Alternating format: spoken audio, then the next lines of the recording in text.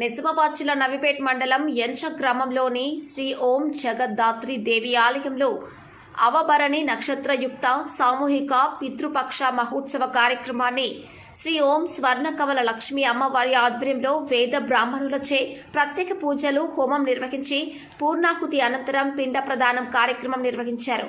ఈ కార్యక్రమంలో భాగంగా పంచశక్తి పీఠం తరఫున భూలోకంలో ఉన్న అన్ని రకాల సమస్త జీవరాశులకు మరియు అనాథలుగా మరణించిన వారికి పిండ ప్రదానం చేశారు. పిండ ప్రదానం చేసిన వారు గోదావరి నది స్నానం ఆచరించి పిండాలను నదిలో కలపడం జరిగింది. అనంతరం జగద్ధాత్రిదేవి అమ్మవారి దర్శనం చేసుకుని ఆలయ నిర్వాహకులు చేపట్టిన అన్నదాన కార్యక్రమంలో పాల్గొన్నారు.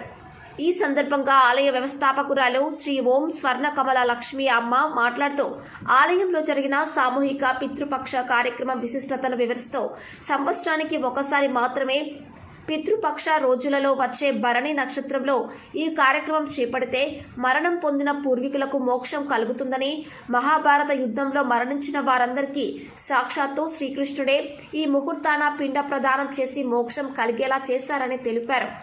ఈ కార్యక్రమాన్ని ఈ క్షేత్రంలో 15 సంవత్సరాలుగా నిర్వహిస్తున్నామని, తదితర ప్రాంతాల నుండి అనేక మంది భక్తులు ఈ కార్యక్రమంలో పాల్గొంటున్నారని తెలిపారు. ఇటు కార్యక్రమంలో ఆలయ పీఠాధిపతి జ్ఞానశక్తియేంద్ర స్వామి మరియు వారి శిష్యులు, విదేశాల నుండి, దేశ నలుమూలల నుండి భక్తులు పెద్ద ఎత్తున పాల్గొనడం జరిగింది.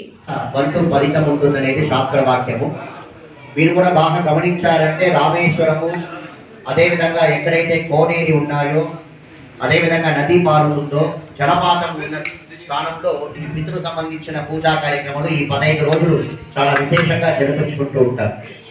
ఇంకోటి, మనకు భగవంతుడు స్వరూపంగా మాతృరూపంగా ఒక గురువు స్థానంలో ఉండి గురువు ఒక సమక్షంలో ఇటువంటి మనం పూజ చేసుకోవడం కూడా ఎక్కువ ఫలితాన్ని ప్రసాదిస్తుంది.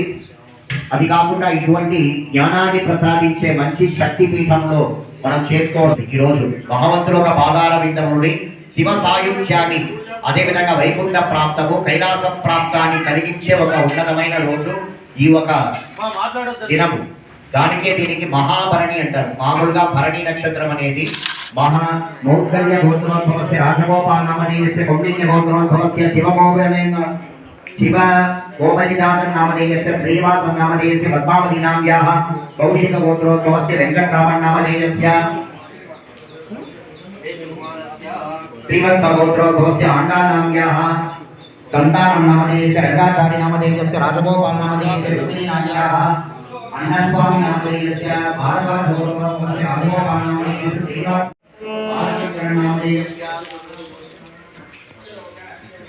कृष्णगोत्रोद्भवस्य कृष्णस्वामी नामधेयस्य कृष्णस्वामी स्वरानाम्याः लक्ष्मीबाईनाम्याः शिवगोत्रोद्भवस्य विजय नामधेयस्य कौसल्यदेवी नाम्याः गौराङ्ग नामधेयस्य देवराज नामधेयस्य आत्रेय गोत्रोद्भवस्य नीलराघवन् नामधेयस्य शारदा नाम्याः गौतम गोत्रोद्भवस्य वेंकटाचलं नामधेयस्य वनसानि गोत्रोद्भवस्य राधाकृष्ण नामधेयस्य कौटिल्य गोत्रोद्भवस्य कपाली नामधेयस्य ब्रह्मणस्पदाय श्रीमन्वेदिश्रीसाधनम् ओम श्री महागणपतये नमः गौरी विभागदलिलानिदध्यक्षेरपति द्विपदीशाचतुष्पदी अष्टापदी नवपदी बभूवति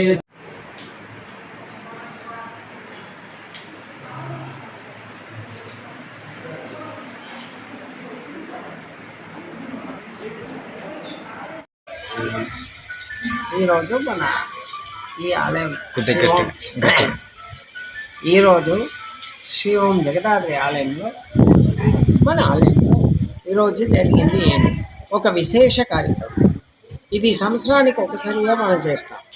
ఇది ఎందుకు చేస్తున్నాము, ఈరోజు ఏమి అట్లా ముఖ్యమైనది అంటే, రోజు మనం దేవుడిని ప్రార్థన చేస్తున్నాం.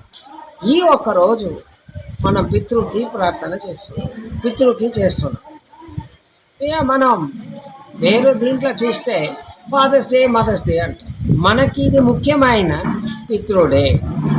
మనం మన నాన్న దగ్గర ఆస్తులు తీసుకుంటాం కదా, అట్లా ఆస్తులు తీసుకుంటే మన నాన్నకి మనం చెయ్యాలి. సరే ఆస్తులు లేవు, ఏం లేవు, ఇవ్వలే, అప్పుడు కూడా పర్వాలేదు. మనకు జన్మ ఇచ్చినారు కదా, ఈ జన్మ ఇచ్చిన దానికి మనం ఒకటి చెయ్యాలి. అది ఈ పితృ కార్యక్రమం అనేది. ఈరోజు ఆ పితృ కార్యక్రమం ఈ భరణి నక్షత్రంలో జరిగేది. పితృపక్షంలో భరణి నక్షత్రంలో జరిగేది. ఇక్కడ మనం 15 సంవత్సరం నుంచి చేస్తున్నాం. ఈ గుడిలో ఇప్పుడు చేస్తున్నాం. ఇది ఏమంటే పెద్ద హోమం చేసి అన్ని ఆత్మలు, ఇప్పుడు పితృ ఆత్మలు ఉంటాయి, దురాత్మలు ఉంటాయి. ఎందుకు ఇక్కడ దుగ్గేస్తారు, చనిపోతారు, ఎట్లెట్లనో చనిపోతారు. ఈ దురాత్మలు అన్నీ మంచిగా చేరాలి, వాళ్ళ స్థానానికి చేరాలి అంటే దానికి ఒక హోమం చేసి కలశంలో అన్ని ఆత్మలు ఆవాహనం చేసి సప్త ఋషుల్ని పిలిచి ఈ ఆత్మలకి ఏదైనా ముక్తి ఇవ్వండి అని చేసేది. అట్లనే మన పెద్దవాళ్ళకి పితృ కార్యక్రమం, పితృతర్పణ చేసి ఆ పెద్దవాళ్ళకి మన మహావిష్ణు దగ్గర అడుగుతున్నాం, మోక్షం ఇవ్వండి అనేదే కార్యక్రమం. ఇది ఎందుకు మనం చేస్తున్నాము అది కూడా మనం తెలుసుకోవాలి కదా. దానికి మనము మహాభారతం యుద్ధం అయిపోయింది. యుద్ధమైన తర్వాత ఎక్కువ మనుషులు చనిపోయింది. అప్పుడు ఉండే మనుషులు ఏడుస్తున్నాడు. పెద్దవాళ్ళకి ఎవరు చేస్తారు, చనిపోయిన వాళ్ళకి చేసేవాళ్ళు ఎవరు లేరు. ఈ యుద్ధంలో చనిపోయిన వాళ్ళకి చేసేవాళ్ళు, కర్మభంగం చేసేవాళ్ళు ఎవరు లేరు. ఈ పితృ కార్యక్రమం చేసేవాళ్ళు ఎవరు లేరు. కృష్ణ ఇది ఏం జరిగింది, ఎట్లా ఇది ఎట్లా అని అడుగుతున్నారు. వాళ్ళందరికీ మోక్షం కావాలి, ఎట్లా దొరుకుతుంది మోక్షం అని అడుగుతున్నారు.